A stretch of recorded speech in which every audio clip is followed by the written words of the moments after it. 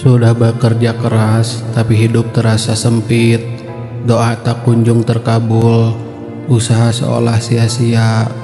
Mungkin bukan karena dunia menutup pintu rejeki, tapi karena ada sesuatu dalam diri kita. Mari kita renungkan bersama 9 penyebab utama rejeki tidak lancar dan bagaimana agar kita bisa menghindarinya.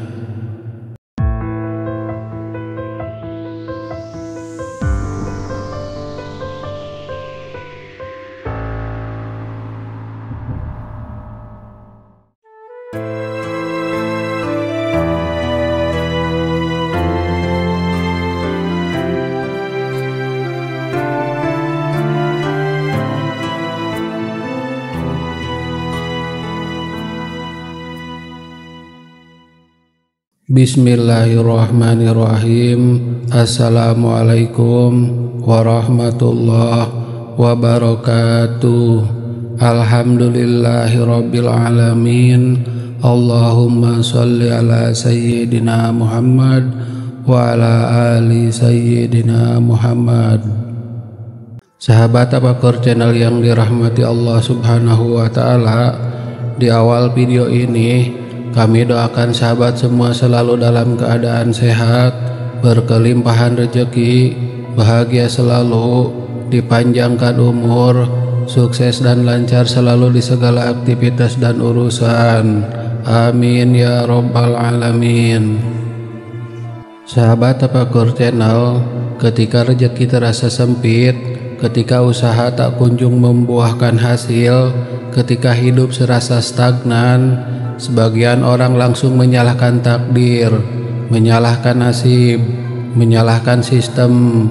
Padahal bisa jadi bukan karena dunia tak berpihak kepada kita, tetapi karena kita sendiri yang menghalangi datangnya rezeki. Di video kali ini, mari kita bahas 9 penyebab utama rezeki kurang lancar, agar kita dapat mawas diri dan segera memperbaiki keadaan sebelum terlambat. Pertama, meninggalkan salat dan lalai dari ibadah. Rezeki itu datang dari Allah, maka jika kita meninggalkan hubungan dengan Sang Pemberi rezeki, pantaskah kita menuntut kelancaran? Allah Subhanahu wa taala berfirman, "Dan perintahkanlah kepada keluargamu mendirikan salat, dan bersabarlah kamu dalam mengerjakannya. Kami tidak meminta rezeki kepadamu, Kamilah yang memberi rezeki kepadamu, dan akibat yang baik itu adalah bagi orang yang bertakwa." Quran Surat Toha ayat 132. Salat adalah kunci pertolongan. Jika kita malas salat, jangan heran jika rezeki pun enggan datang. Kedua, maksiat yang terus dilakukan dan tidak ditaubati. Ibnu Qayyim berkata, dosa-dosa menghalangi datangnya rezeki sebagaimana awan menghalangi turunnya hujan. Dalam hadis disebutkan, sesungguhnya seorang hamba terhalang dari rezekinya karena dosa yang diperbuatnya. Hadis riwayat Ahmad, Ibnu Majah yang dihasankan oleh Al-Albani. Seringkali rezeki itu sudah di depan mata, namun karena dosa-dosa Allah tahan turunnya keberkahan. Ketiga, tidak jujur dalam muamalah. Kejujuran adalah magnet rezeki. Ketika seseorang berbohong dalam dagang, berdusta dalam transaksi, atau menipu dalam bisnis, keberkahan akan hilang. Nabi Muhammad SAW bersabda, pedagang yang jujur dan terpercaya akan bersama para nabi, orang-orang yang benar, dan para syuhada. Hadis riwayat Tirmidzi, hasan sahih. Sebaliknya, dalam riwayat lain, barang siapa yang menipu, maka ia bukan dari golonganku. Hadis riwayat Muslim. Jika dalam pekerjaan kita ada kedustaan, maka jangan harap rezeki akan terasa cukup. Keempat, putus silaturahmi. Silaturahmi adalah pintu pembuka rezeki dan pemanjang umur. Rasulullah Shallallahu Alaihi Wasallam bersabda, barang siapa yang ingin diluaskan rezekinya dan dilapangkan umurnya, maka hendaklah ia menyambung tali silaturahmi. Hadis riwayat Bukhari dan Muslim.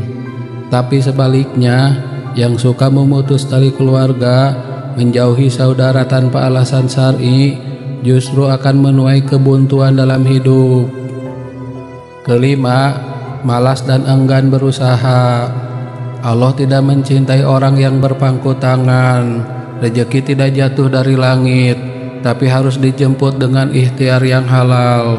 Allah Subhanahu wa Ta'ala berfirman, sesungguhnya Allah tidak akan mengubah keadaan suatu kaum hingga mereka mengubah keadaan yang ada pada diri mereka sendiri. Quran Surat Ar-Ra'd ayat 11. Nabi pun bersabda, seandainya kalian bertawakal kepada Allah dengan sebenar-benarnya tawakal, niscaya kalian akan diberi rejeki sebagaimana burung diberi rejeki. Ia pergi pagi dalam keadaan lapar dan pulang sore dalam keadaan kenyang. Hadis riwayat Tirmidzi.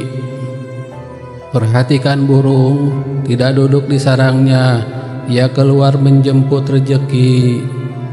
Keenam, pelit dan enggan bersedekah.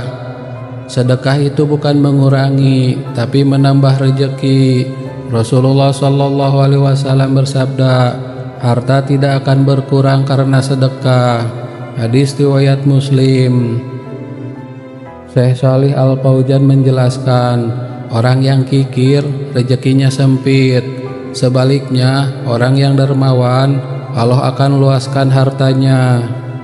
Jika ingin dilapangkan rezeki, jangan tunda bersedekah sekecil apapun nilainya. Ketujuh, tidak tawakal dan terlalu bergantung pada manusia. Seringkali kita terlalu berharap pada manusia, lupa bahwa hanya Allah lah satu-satunya pemberi rezeki.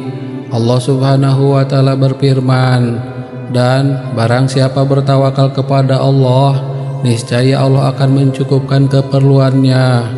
Quran Surat At-Tolak ayat 3. Tawakal bukan berarti pasrah tanpa usaha, tapi berserah setelah berikhtiar dengan sungguh-sungguh.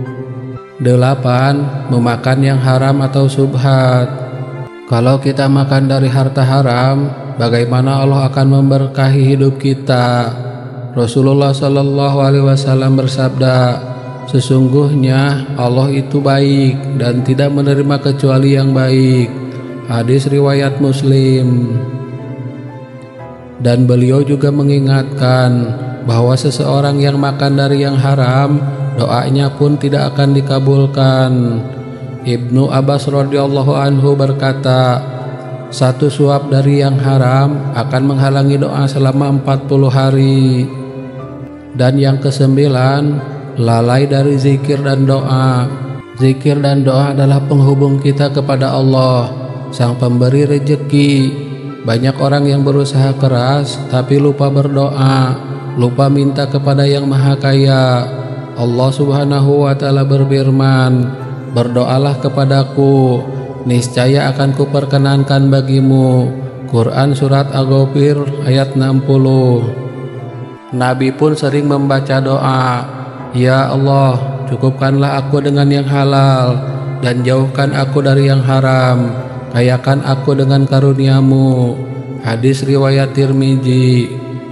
Kalau zikir hilang dari lisan kita, jangan heran jika keberkahan pun menjauh dari kehidupan kita. Sahabat Tafakur channel yang dirahmati Allah Subhanahu wa Ta'ala, jika hidup kita hari ini terasa sulit, rezeki seret, hati sempit, maka mari muhasabah. Bisa jadi salah satu dari 9 penyebab ini ada dalam diri kita. Mungkin kita masih bermaksiat, mungkin kita kurang jujur, mungkin kita lalai salat, atau mungkin kita pelit bersedekah. Perbaikilah diri, karena sesungguhnya Allah tidak mengubah nasib suatu kaum kecuali mereka mengubah apa yang ada dalam diri mereka sendiri. Quran Surat Ar-Ra'd ayat 11. Ya Allah, lapangkanlah rezeki kami, berkahilah harta kami, jauhkan kami dari sifat malas, kikir, dan dosa-dosa yang menghalangi keberkahan. Amin ya rabbal alamin. Wallahu alam bisawab. Demikian yang bisa saya bagikan. Semoga bermanfaat untuk kita semua. Amin ya rabbal alamin. Wassalamualaikum warahmatullahi wabarakatuh.